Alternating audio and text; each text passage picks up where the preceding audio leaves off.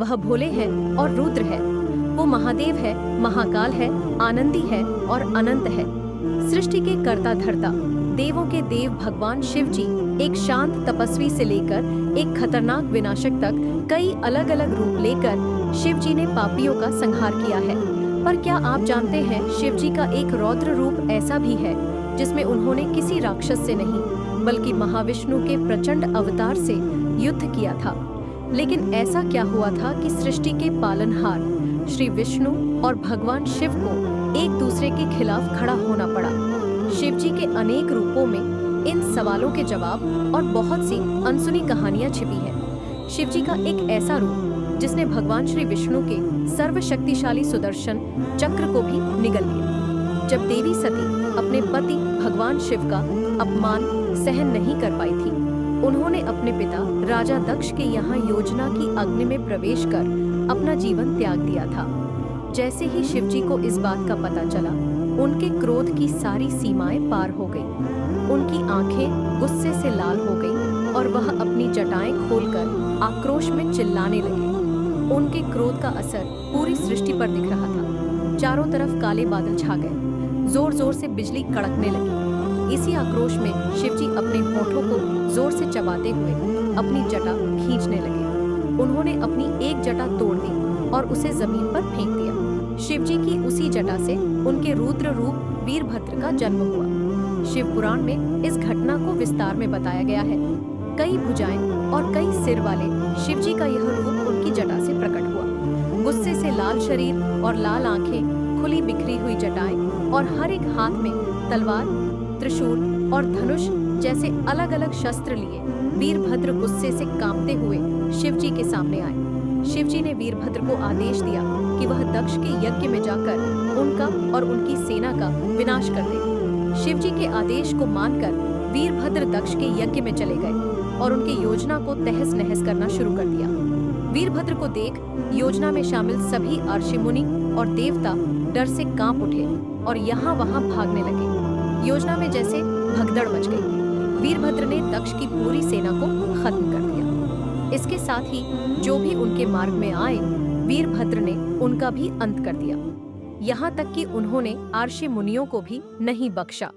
उन्होंने अर्षि मुनियों के हाथ पैर काटकर फेंक दिए। योजना का विनाश करने के बाद वीरभद्र ने आखिरकार प्रजापति दक्ष के सर को उनके धड़ से अलग कर दिया और उसे योजना की अग्नि में फेंक दिया। स्कंद पुराण के अनुसार वीरभद्र को रोकने के लिए भगवान श्री विष्णु ने अपने सुदर्शन चक्र से उन पर हमला किया और शिव जी का वीरभद्र रूप इतना ताकतवर था कि उन्होंने विष्णु जी के सर्वशक्तिशाली सुदर्शन चक्र को भी निगल लिया। ये देख सभी देवता दंग रह गए। ब्रह्मा जी समझ गए कि वीरभद्र को रोकने का बस एक ही तरीका है, शिव जी के क्रोध को शांत करना। तब ब्रह्मा जी और विष्णु जी भगवान शिव जी से मिलने कैलाश पर चले गए। उन्होंने शिव जी से विनती की कि वह दक्ष को फिर से जीवित कर दे और भजनों को पूरा होने दे। अगर वीरभद्र को नहीं रोका तो उनकी क्रोधाग्नि में पूरा देवलोक भस्म हो जाएगा और संसार पर कहर टूट पड़ेगा। शिव जी ने उनकी बात मान ली और वीरभद्र को शांत किया। उन्होंने एक बकरे का सर लगाकर प्रजापति दक्ष को पुनर्जीवित कर दिया और वीरभद्र के हाथों घायल हुए सभी ऋषियों को भी ठीक कर दिया। कहा जाता है शिव जी अपने वीरभद्र रूप में धर्म की रक्षा करते हैं और अधर्मियों का विनाश करते हैं। वीरभद्र का जन्म शिव जी की जटाओं से हुआ था, इसीलिए उन्हें शिवांश भी कहा जाता है। एक ऐसा रूप जिसमें शिव जी का अंश या पाठ है। शिव जी ने भगवान विष्णु के नरसिंह अवतार को शांत करने के लिए लिया एक प्रचंड रूप शरभ रूप, जिसका वर्णन अथर्ववेद के शरभ उपनिषद और शिव पुराण के 12वें अध्याय में मिलता है। आधे मनुष्य और आधे शेर के रूप से बना भगवान श्री विष्णु का प्रचंड अवतार नरसिम्हा पद्म पुराण और विष्णु पुराण के अनुसार यह अवतार उन्होंने क्रूर और अधर्मी राक्षस हिरण्यकश्यप का वध करने के लिए लिया था। नरसिम्हा ने अपने खतरनाक नाखूनों से हिरण्यकश्यप के पेट को फाड़कर उसका वध कर दिया, पर इसके बाद भी नरसिम्हा का क्रोध शांत नहीं हुआ।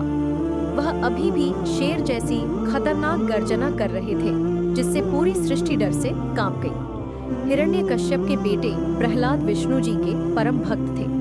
विष्णु पुराण और श्रीमद् भागवत में कहा जाता है कि नरसिम्हा का क्रोध प्रहलाद की भक्ति और आस्था को देखकर खत्म हुआ था।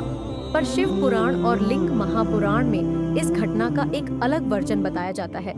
जब नरसिम्हा अवतार के क्रोध से डरकर सभी देवता शिवजी के पास गए, वो उनसे प्रार्थना करने लगे कि अब शिवजी ही नरसिम्हा के क्रोध को शांत करें।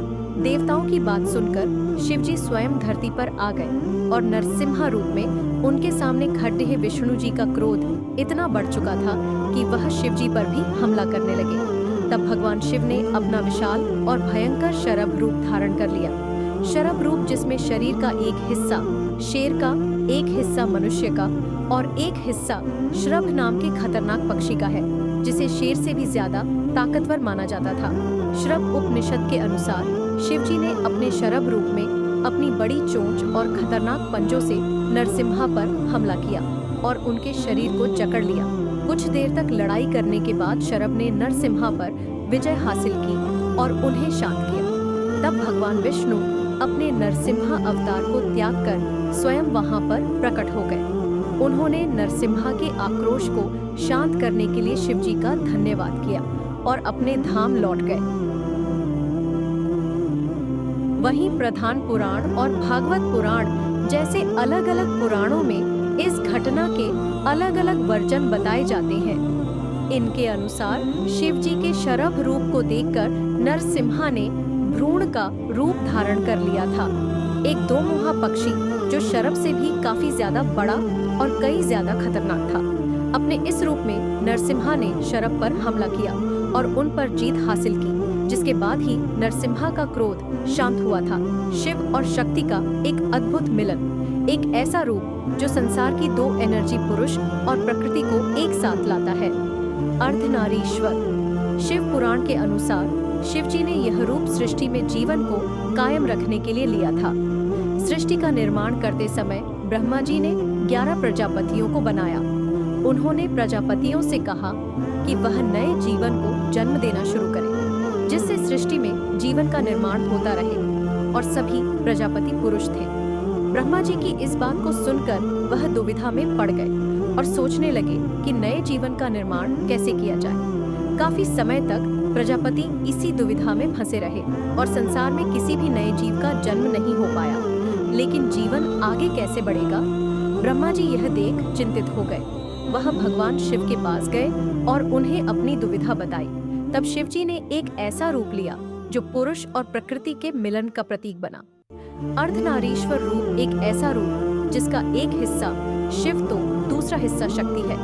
शिव जी अपने अर्धनारीश्वर रूप में ब्रह्मा जी के सामने प्रकट हुए। शिव और शक्ति के शरीर से मिलकर बना यह अर्धनारीश्वर रूप इस बात का प्रतीक था कि पुरुष और प्रकृति एक दूसरे के बिना अधूरे हैं और संसार में नए जीवन का निर्माण करने के लिए दोनों शक्तियों का होना आवश्यक है।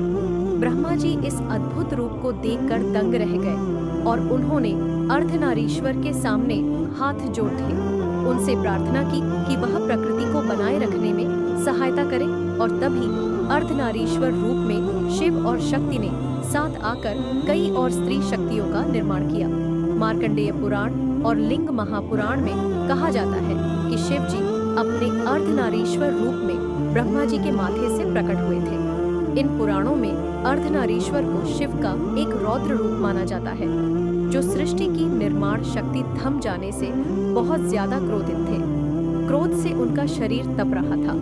उनकी क्रोध की अग्नि इतनी अधिक बढ़ गई थी कि उन्होंने ब्रह्मा जी को भी भस्म कर दिया, और संसार से बुराई और अधर्म को मिटाने के लिए शिव जी ने अनेक रूप लिए, और इन्हीं में से एक रूप है त्रिपुर आंतक, यानी 3 शहरों के विनाशक। शिव पुराण और तैत्तिरीय संहिता में शिवजी से जुड़ी इस घटना का वर्णन किया गया है। देवलोक में तबाही मचाने वाले खतरनाक राक्षस तारकासुर के 3 बेटे थे, तारका, कमला और वनमाली। इन 3 राक्षस भाइयों को त्रिपुरासुर नाम से जाना जाता है। शिवजी के पुत्र कार्तिकेय के हाथों तारकासुर का वध होने के बाद इन तीनों ने कई सालों तक ब्रह्मा जी की तपस्या की। ब्रह्मा जी उन पर प्रसन्न हो गए और कहा कि वो उनसे जो चाहे मांग सकते हैं। त्रिपुरासुर ने ब्रह्मा जी से 3 अलग-अलग शहर मांगे, जिस पर सिर्फ उन्हीं का राज हो और जिन्हें कोई भी खत्म न कर पाए। तब ब्रह्मा जी ने उनकी इच्छा पूरी की थी। इन तीनों भाइयों को अपने अपने शहर मिले। ये शहर किसी उड़न खटोले यानी यूएफओ की तरह आकाश में उड़ते रहते हैं। ब्रह्मा जी ने उन्हें वरदान दिया कि ये शहर तभी खत्म हो सकेंगे अगर इन्हें एक साथ एक बाण से भस्म कर दिया जाए। वो तीनों ऐसे अद्भुत शहरों को हासिल कर बेहद खुश हो गए और कुछ ही समय बाद उन्होंने अपने अधर्म और क्रूरता से संसार में तबाही फैलाना शुरू कर दिया। सभी देवता और ऋषि मुनि इनसे परेशान हो गए थे, पर ब्रह्मा जी के वरदान के कारण कोई भी इनका कुछ नहीं बिगाड़ सकता था। शिव जी ने देवताओं को समझाया कि अगर इन दुष्ट राक्षसों का विनाश करना है तो सभी देवताओं को एक रूप में आकर इन पर हमला करना पड़ेगा।